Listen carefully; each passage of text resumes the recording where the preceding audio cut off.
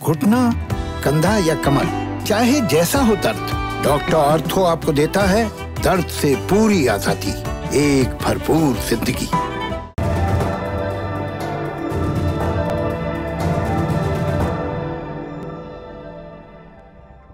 नमस्ते, मैं हूं प्रतीक्षा और आप देख रहे हैं दी लल्लन टॉप का इंटरनेशनल न्यूज बुलेटिन दुनियादारी। अमेरिका के राष्ट्रपति चुनाव में कौन जीत रहा है, शायद आज के दुनियादारी शो में आपको इसी सवाल के जवाब का इंतजार है। और आपको ही नहीं, पूरी दुनिया अभी यही जानना चाहती है कि अमेरिका का अगला राष्ट्रपति कौन बनेगा। और इसी इंतजार में अभी अमेरिका की जनता भी है। अमेरिका के राष्ट्रपति भवन व्हाइट हाउस के बाहर का ये वीडियो है। डेमोक्रेटिक पार्टी के समर्थक राष्ट्रपति भवन के बाहर हैं और अंदर मौजूद है राष्ट्रपति ट्रंप और उनकी पार्टी रिपब्लिकन के नेता। अब अमेरिका की जनता ट्रंप को व्हाइट हाउस से बाहर निकालती है या बाइडेन की एंट्री रोकती है, इसके निर्णय में बस कुछ घंटों का वक्त है और कुछ लाख वोटों की गिनती बाकी है। समर्थकों के अलावा जो आम लोगों में वहां डर का भी माहौल है, क्योंकि अगर नतीजे उनके मुताबिक नहीं आए तो तोड़फोड़ हो सकती है।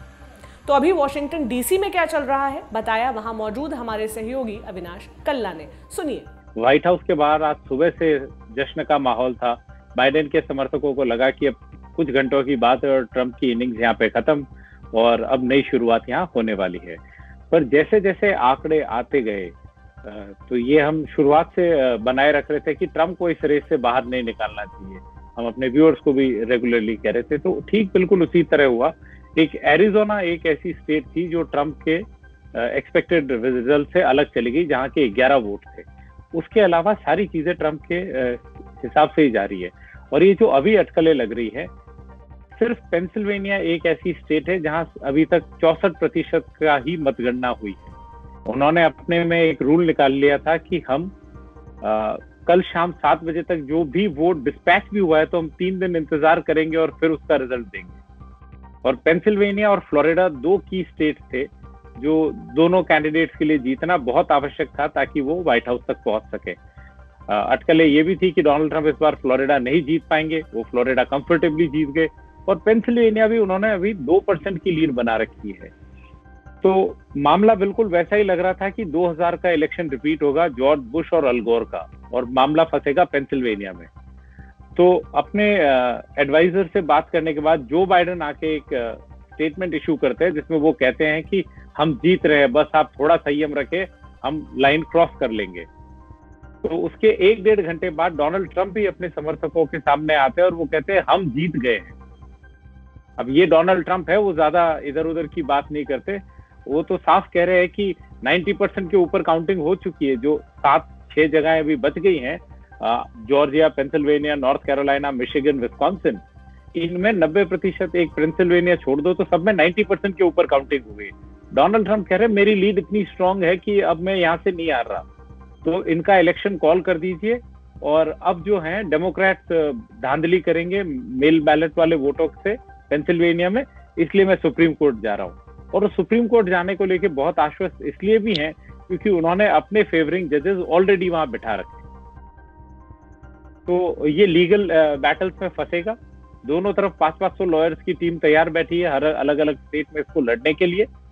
पर अभी जिस तरह के नंबर्स आ रहे हैं, स्थिति क्लियर है कि डोनाल्ड ट्रंप को जो बाइडेन पे क्लियर एज है। राष्ट्रपति ट्रंप ने व्हाइट हाउस में अपने पार्टी कार्यकर्ताओं को संबोधित करते हुए कहा कि उनकी बड़ी जीत होना तय है। हालांकि इसके साथ ही ट्रंप ने यह भी कह दिया कि बाइडेन और उनकी पार्टी चुनाव में फ्रॉड कर रही है। इसके खिलाफ वो यूएस के सुप्रीम कोर्ट जाएंगे। सुनिए। This is a fraud on the American public. This is an embarrassment to our country. We were getting ready to win this election. Frankly, we did win this. Joe Biden ने भी अपने समर्थकों की हौसला अफजाई की और कहा कि वो जीत के ट्रैक पर है। सुनिए। Look, you know, we can know the results as early as tomorrow morning, but it may take a little longer. As I've said all along, it's not my place or Donald Trump's place to declare who's won this election. That's the decision of the American people. But I'm optimistic about this outcome. यानी दोनों ही नेता अभी जीत का दावा कर रहे हैं, लेकिन जीतना तो सिर्फ एक को ही है। तो जितने वोटों की गिनती हो गई उसके हिसाब से कौन जीत रहा है? जवाब ये है कि सिर्फ वोटों की संख्या से अमेरिका में राष्ट्रपति नहीं बनते।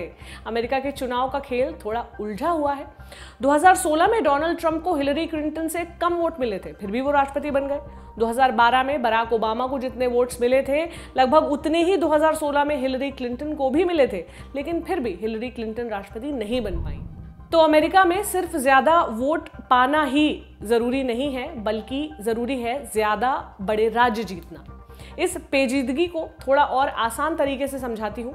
एक बार हम पहले भी इसे समझ चुके हैं हमारी खास सीरीज पोटस में, लेकिन एक बार फिर से समझते हैं। अमेरिकी चुनावों को दूर से देखकर ऐसा लगता है कि राष्ट्रपति को जनता सीधे चुनती है, लेकिन मामला इतना सीधा नहीं है। अमेरिका में इनडायरेक्ट इलेक्शंस हैं। जनता उन इलेक्टर्स को चुनती है जो आगे जाकर राष्ट्रपति को चुनते हैं। सारे इलेक्टर्स मिलाकर इलेक्टोरल कॉलेज कहलाते हैं और इनकी संख्या 538 होती है। अब ये समझिए कि इलेक्टोरल कॉलेज कैसे बनता है। अमेरिका में कुल 50 राज्य हैं और जैसे भारत में संसद है वैसे ही अमेरिका की संसद को कहते हैं कांग्रेस। कांग्रेस में दो हाउस ऑफ रिप्रेजेंटेटिव्स और सेनेट को आप भारत की राज्यसभा की तरह देख सकते हैं। अमेरिका के हर राज्य से 2-2 सदस्य चुनकर सेनेट में आते हैं, जिन्हें कहते हैं सेनेटर्स। कुल सदस्य हो गए 100। दूसरा सदन हाउस ऑफ रिप्रेजेंटेटिव्स के सदस्य हर राज्य की पॉपुलेशन के हिसाब से तय होते हैं और अभी हाउस ऑफ रिप्रेजेंटेटिव्स के सदस्य 435 हैं।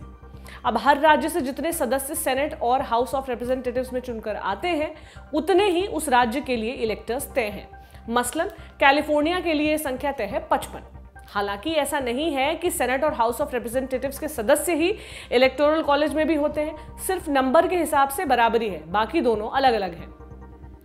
तो ये इलेक्टर्स 435 और 100 मिलाकर हो गए 535। इसके अलावा राजधानी वॉशिंगटन डीसी की 3 सीटें मिलाकर आंकड़ा हो जाता है 538। इन 538 इलेक्टोरल वोट से तय होता है कि अमेरिका का राष्ट्रपति कौन होगा। 538 में से आधे से ज्यादा यानी 270 इलेक्टोरल वोट्स जीतने वाला अमेरिका का राष्ट्रपति होता है, यानी ये बहुमत का आंकड़ा है। लेकिन एक और पेचीदगी है, सिर्फ मेन और नेब्रास्का राज्य को छोड़कर 50 में से 48 राज्यों में ये नियम है कि जिस पार्टी को सबसे ज्यादा वोट मिलेंगे उस राज्य में पूरे इलेक्टर्स भी उसी पार्टी के हो जाएंगे। इसे कहते हैं विनर टेक्स ऑल। अब आते हैं अभी वाले चुनाव में वोटों की गिनती पर। गिनती अभी पूरी नहीं हुई है, लेकिन ज्यादातर राज्यों में पिक्चर क्लियर हो गई। ये अमेरिका का नक्शा देखिए। रेड कलर में दिख रहे राज्यों में रिपब्लिकन पार्टी यानी ट्रंप की जीत हो रही है। ब्लू कलर वाले राज्यों में जो बाइडेन जीत रहे हैं और ग्रे रंग में जो राज्य दिख रहे हैं वहां मामला फंस रहा है।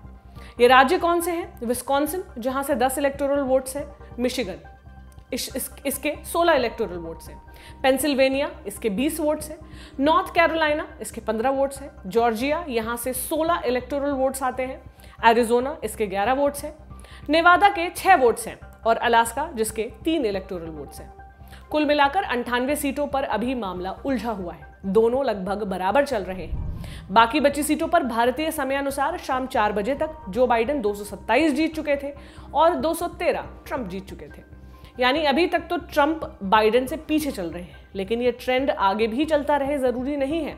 अंतर बहुत कम है और जिन राज्यों में अभी नतीजे साफ नहीं हुए हैं वो ही तय करेंगे कि अमेरिका का अगला राष्ट्रपति कौन होगा। वोटों की गिनती लगातार जारी है और नतीजे हर वक्त बदल रहे हैं। और स्विंग स्टेट्स में किस तरह के नतीजे आ सकते हैं ये समझते हैं वॉशिंगटन में मौजूद हमारे सहयोगी अविनाश कल्ला से। अभी तक की तो अंक गणित में सिर्फ एरिजोना ही एक ऐसी जगह है जहाँ पे ट्रंप जीतते हुए नजर आ रहे थे और वो हार गए, और 1960s के बाद पहली बार ऐसा हुआ है। 40 से अभी तक में 2 बार ही वहां से रिपब्लिकन हारा है और ये तीसरी बार डोनाल्ड ट्रंप तीसरे कैंडिडेट है जो वहां से हारे हैं। और बाकी बेंचमार्क देख लीजिए, ये कहा जाता है जो फ्लोरिडा जीतता है वो व्हाइट हाउस जाता है और ओहायो जो जीतता है वो भी व्हाइट हाउस जाता है। इन दोनों पुराने रिकॉर्ड्स को भी देखें तो डोनाल्ड ट्रंप इन जगहों पे भी भारी है। तो अभी तक कोई राष्ट्रपति चाहे वो डेमोक्रेटिक हो या रिपब्लिकन हो, इन 2 स्टेट्स के बिना व्हाइट हाउस नहीं पहुंच पाया है और अभी तक डोनाल्ड ट्रंप ने दोनों जगहों पे अपनी जीत दर्ज कर रखी है। तो ट्रंप काफी कॉन्फिडेंट है। सिर्फ मिशिगन में 90% काउंटिंग हो चुकी है और वहां उनकी जीत का अंतर 0.2% है, पर आगे वहां पे भी डोनाल्ड ट्रंप है। बाकी आप देखिए विस्कॉन्सिन में 92% काउंटिंग हो गई है, डोनाल्ड ट्रंप 4% से आगे हैं। नॉर्थ कैरोलिना में 80% काउंटिंग हो गई है, वहां वो 1.5% से आगे हैं। तो फाइनल नतीजे कब तक आ जाएंगे ये अभी नहीं कहा जा सकता। क्योंकि इस बार कोरोना की वजह से रिकॉर्ड नंबर में लोगों ने मेल से वोटिंग की थी। कई राज्यों में अर्ली वोटिंग की गिनती भी बाद में होती है, तो अभी गिनती चलती रहेगी। यानी अभी ये संशय बना रहेगा कि दुनिया के सबसे ताकतवर राज्य की हुकूमत किसे मिलती है। वैसे एक तथ्य ये भी है कि पिछले कई चुनावों में फ्लोरिडा जिसने जीता, राष्ट्रपति भी वही बनता है। इस बार फ्लोरिडा ट्रंप की झोली में गया है।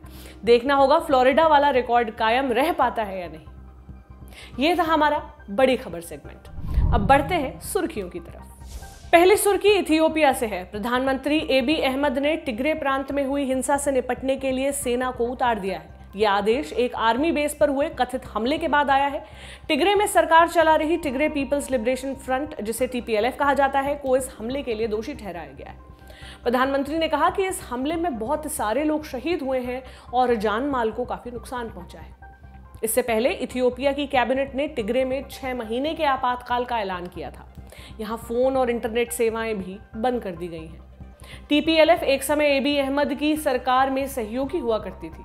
चुनाव आयोग के आदेश के खिलाफ जाकर टिग्रे में चुनाव करवाने के बाद से टीपीएलएफ और केंद्र सरकार में ठनी हुई है। दूसरी सुर्खी नाइजीरिया से है। इंटरनेशनल क्रिमिनल कोर्ट, जिसे आईसीसी कहते हैं, ने एंड सार्स प्रोटेस्ट के दौरान हुई मौतों की जांच शुरू कर दी है। बीबीसी की रिपोर्ट के मुताबिक आईसीसी जल्दी ही अपनी जांच के नतीजे जारी करेगी। नाइजीरिया के लागोस में पिछले महीने एक स्पेशल पुलिस यूनिट को भंग करने की मांग चल रही थी। हजारों की संख्या में लोग सड़कों पर उतरे थे। इसी दौरान प्रोटेस्ट हिंसक हो गया। हिंसा में लगभग 70 लोगों की जान चली गई थी। मानवाधिकार संगठन एमनेस्टी इंटरनेशनल ने सेना पर प्रोटेस्टर्स के ऊपर अंधाधुंध गोलीबारी का आरोप लगाया है, जबकि पुलिस और आर्मी इससे इनकार करती रही है। आज की तीसरी सुर्खी युगांडा से है। पॉप स्टार से पॉलिटिशियन बने बॉबी वाइन के लगभग 50 समर्थकों को पुलिस ने अरेस्ट कर लिया है। बॉबी वाइन अगले साल होने वाले प्रेसिडेंशियल इलेक्शन के लिए नॉमिनेशन पेपर फाइल करने आए थे। इसी दौरान उनके समर्थक भी इकट्ठा हुए थे। पुलिस ने उनको हटाने के लिए हिंसा का प्रयोग किया। बॉबी वाइन ने बताया कि पुलिस ने उनके साथ भी मारपीट की। वहीं चुनाव आयोग ने उनका पेपर स्वीकार कर लिया है। वो अगले साल के चुनाव में राष्ट्रपति योवेरी मुसेवेनी को चुनौती देंगे। मुसेवेनी 1986 से कुर्सी पर काबिज है। ये थी आज की सुर्खियां। अब बारी है तारीख सेक्शन की। आज क्या है? 4 नवंबर। इस तारीख का संबंध एक खोज से है। इस खोज से 3000 साल पुरानी एक कब्र मिली, जिसके अंदर एक गुमनाम राजा लेटा था, जिसका इतिहास बाद के शासकों ने गायब कर दिया था। ये कहानी है मिस्र के राजा तूतनखामेन की। तूतनखामेन का जन्म 1342 ईसा पूर्व में हुआ था। महज 9 साल की उम्र में वो गद्दी पर बैठा। राजा बनते ही उसने पहले के शासकों की कारस्तानियों को सुधारने की कोशिश की। मिस्र की प्राचीन सभ्यता को संरक्षण दिया, पुराने स्मारकों को ठीक करवाया। उसने अपनी राजधानी भी बदली, आखे तातेन से थेबेस। ये प्राचीन मिस्र के शहरों के नाम है। थेबेस को अब लग्जर के नाम से जाना जाता है। तूतनखामेन का राज लगभग 9 साल तक चला। उसकी एक टांग टूट गई थी। वो उससे रिकवर नहीं कर पाया और उसकी मौत हो गई। इतिहासकारों के मुताबिक उसको कई और जानलेवा बीमारियां भी थीं। तूतनखामेन की मौत अचानक हुई थी। उस वक्त उसकी उम्र 17 या 18 साल रही होगी। उसने अपने पिता के कई फैसलों को पलटा था, इसलिए राज परिवार के अंदर भी उसको लेकर नाराजगी थी। इसलिए तूतनखामेन को आनन फानन में दफना दिया गया था, थेबेस शहर में एक अनजान जगह पर। उसके बाद के शासकों ने तूतनखामेन को लगभग भुला ही दिया था, लेकिन उसे पूरी तरह भुलाया नहीं जा सका। 19वीं सदी के अंतिम सालों में एक ब्रिटिश आर्कियोलॉजिस्ट मिस्र पहुंचा। उसका नाम था हावर्ड कार्टर। कार्टर ने कुछ समय तक एंटीक डिपार्टमेंट में काम किया था और वैली ऑफ द किंग्स में चल रही खुदाई भी देखी थी।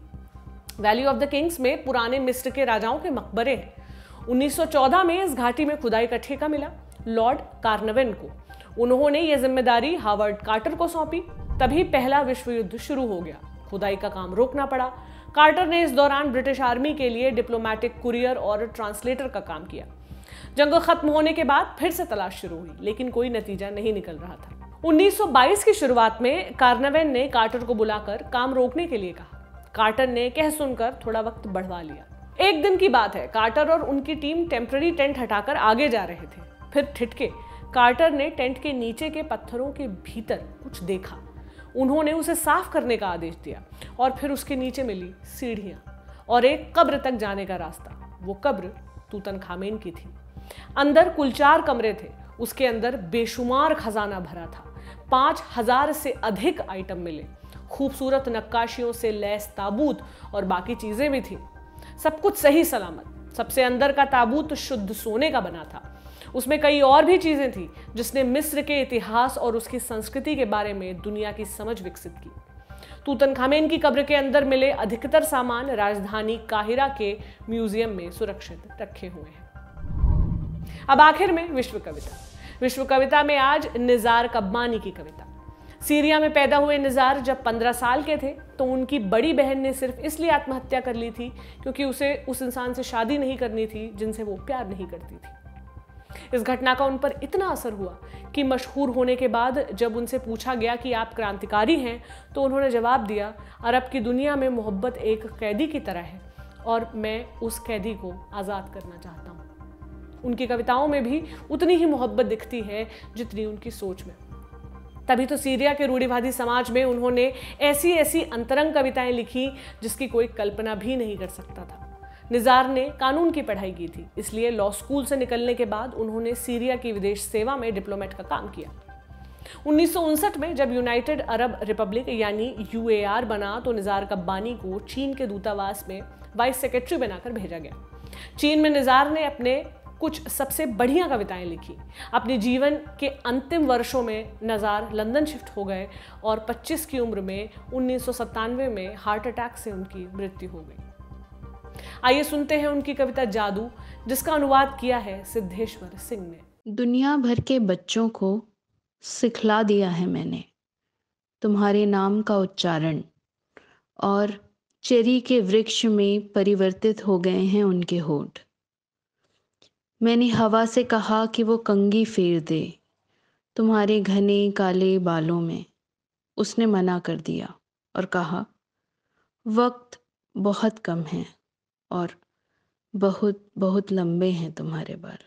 कसर रह गई हमारी कोशिशों में, कसक रह गई कि देश जितना बेहतर, जितना महान हो सकता था, हो नहीं पाया। और एक कसम रह गई कि देश का जो कर्ज है उसे थोड़ा बहुत तो उतारना है। भावुकता का लबादा ओढ़कर बोलता तो यूं बोलता, लेकिन बात सीधी है तो सच्चे ढंग से आप तक कही जानी है। लल्लन टॉप लेकर आया है एक नया प्लेटफॉर्म, तेरा तुझको अर्पण। ये प्लेटफॉर्म उन सब भारतवासियों के लिए है जो भारत से दूर किसी दूसरे देश की जमीन पर हैं, कभी पढ़ाई के लिए, कभी नौकरी के लिए। ये उन सब भारतवंशियों के लिए भी है जिनकी पहचान का हिस्सा ये महान देश है, लेकिन कुछ कसर और कसक है। तो आइए कसम खाएं कि देश को बेहतर बनाएं। हमें आपसे चाहिए आपके हिस्से का ज्ञान, जो आप लल्लन टॉप के जरिए अपने देशवासियों के साथ साझा करें।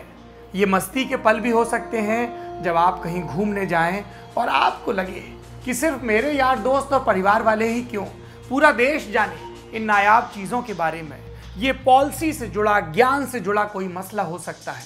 तो आइए और लल्लन टॉप की इस नई पेशकश तेरा तुझको अर्पण का हिस्सा बनिए।